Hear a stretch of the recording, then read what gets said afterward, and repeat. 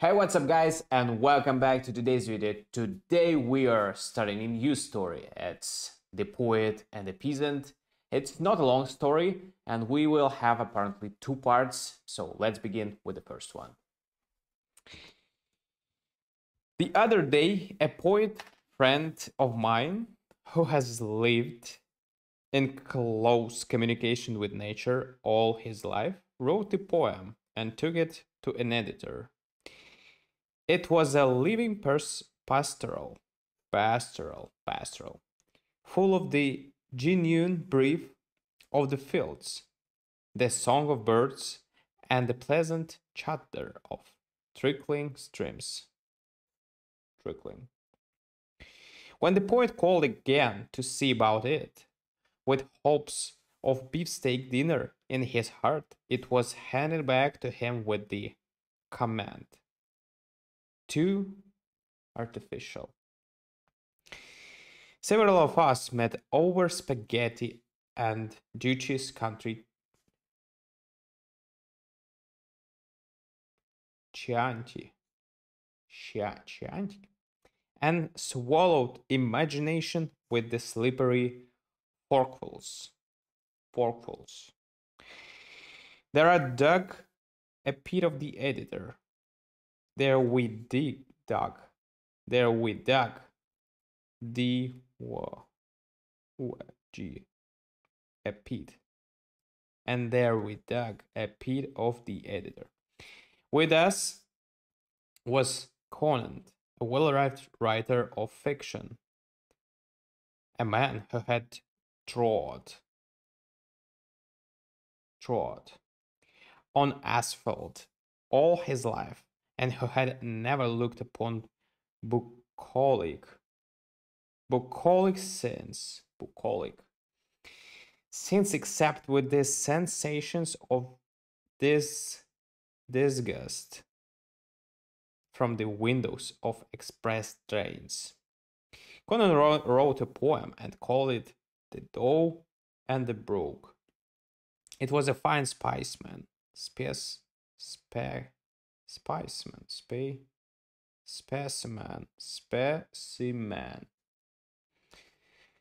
of the kind of work you would expect from a poet who had strayed with Amaryllis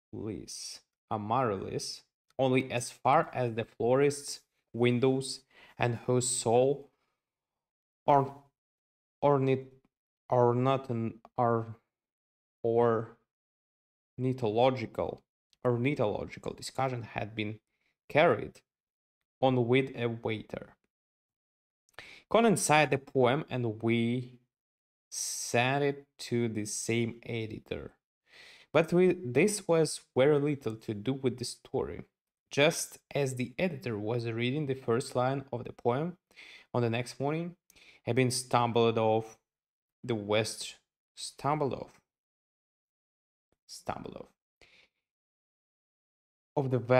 Shore ferry boat and lopped slowly up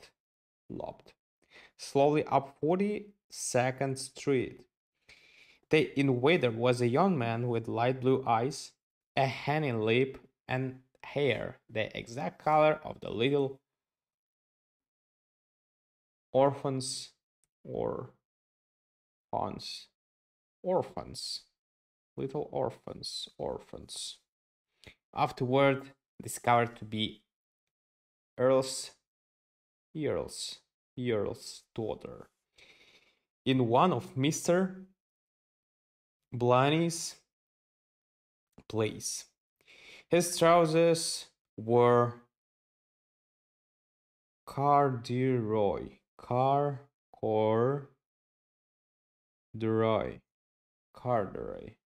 who knows? His coat short-sleeved with buttons in the middle of his back. One bootleg was outside the corduroys.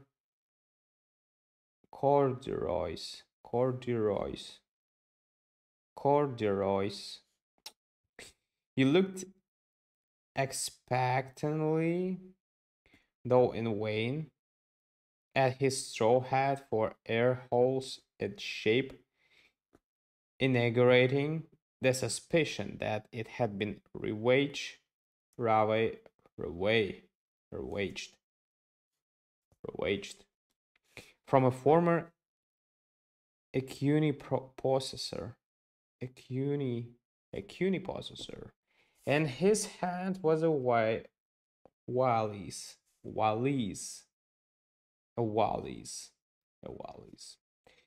Description of it's an impossible task. A Boston man would not have carried his lunch and law books to his office in it.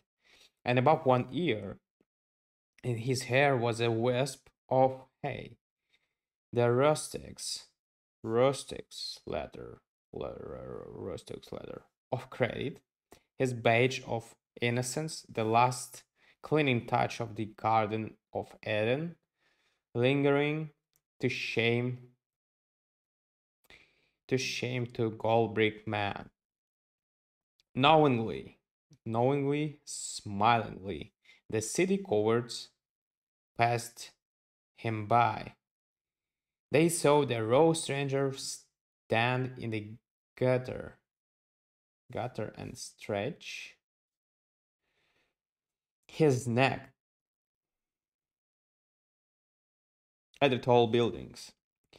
At this they ceased to smile and even to look at him. It had been done so often. If you glanced at the antique Wallis to see what coney attraction or brand or chewing gum he might be thus dining into his memory. But for the most part he was ignored. Even the newsboys looked bored when he scampered like a circus clown out of the way of cabs and streetcars. At 8th Avenue stood Bunker Harry with his dyed mustache and shiny, good-natured eyes. Harry was too good an artist not to be pained at the sight of an actor overdoing his part. He ended up, he aged up, aged up to the countryman who had stopped to open his mouth at a jewelry store window and shook his head. Too thick, Paul, he said critically. Too thick by a couple of inches. I don't know what you lay is, but you got the properties on this on too thick. That hey. Now, why? They don't even allow on Proctor's circuit anymore.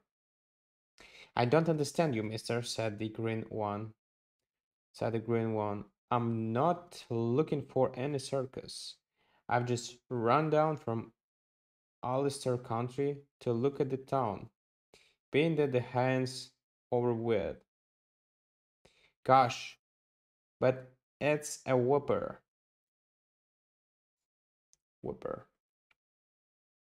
I thought Poughkeepsie was some pumpkins, but this here town is 5 times as big.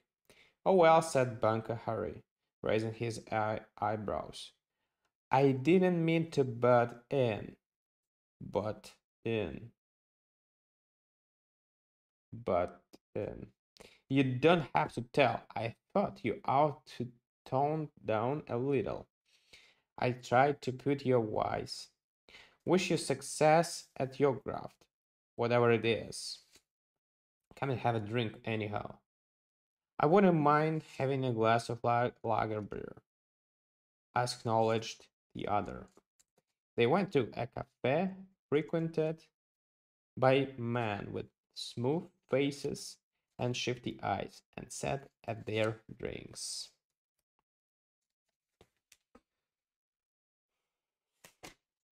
I'm glad I came across you, mister, said Haylock Locks. How do you like to play a game or two of 7 Up? I've got the Kurds, Kurds, Kurds. Have fished them out of a North Weasel, a rare, imitable deck, greasy with bacon suppers and grimy with the soil of cornfields. Bunky Harry laughed loud and briefly. Not for me, sport, he said firmly. Firmly, firmly. I don't go against the makeup of yours for a cent, but I still say you've overdone it. The Riops haven't dressed like that since 78 90s. I doubt if you could work Brooklyn for a key winding watch with that layout. Oh, you needn't think I ain't got the money. Boasted. Boasted. Highlights. He drew four. He drew fourth and tightly rolled massive ore bills, as large as a teacup, and laid it on the table. Got it for my share of grandmother's farm, he announced.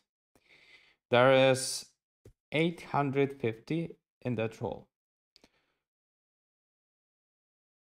Though I'd come into the city and look around for likely business to go into.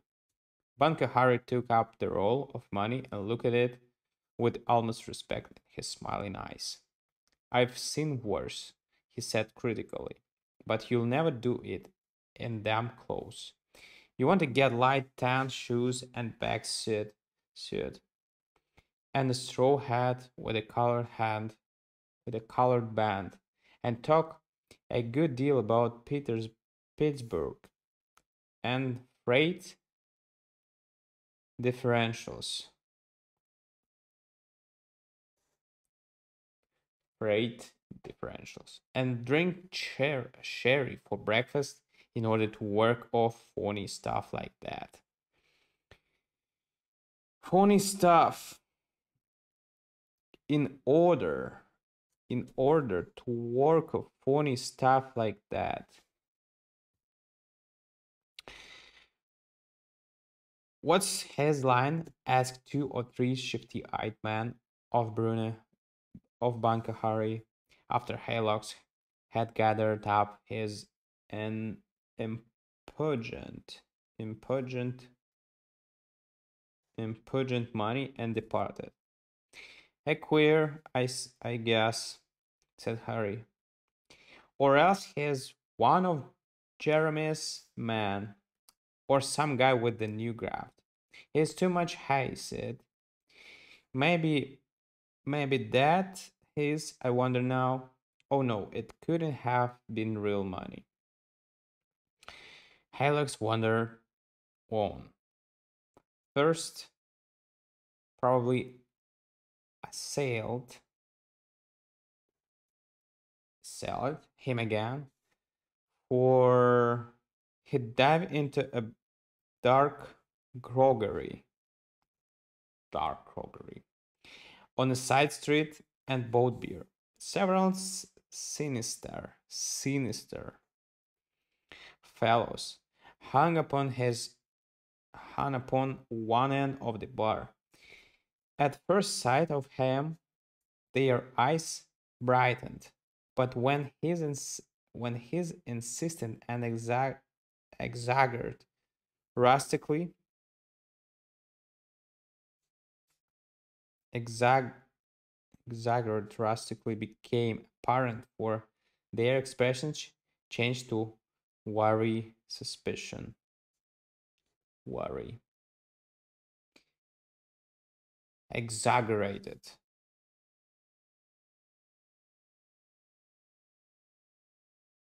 rusticity, rusticity, exaggerated rusticity became apparent. Their expressions changed to worry, suspicion.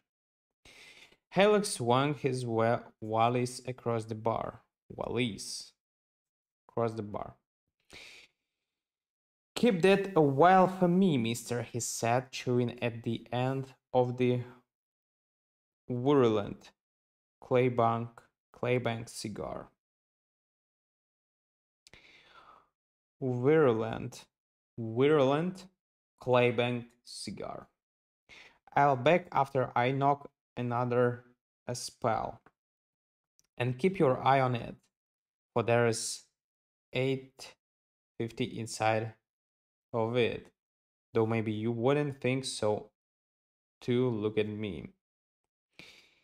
Somewhere outside, a photograph struck up a band piece, and Halux was all for it, his coat tail buttons flopping in the middle of his back.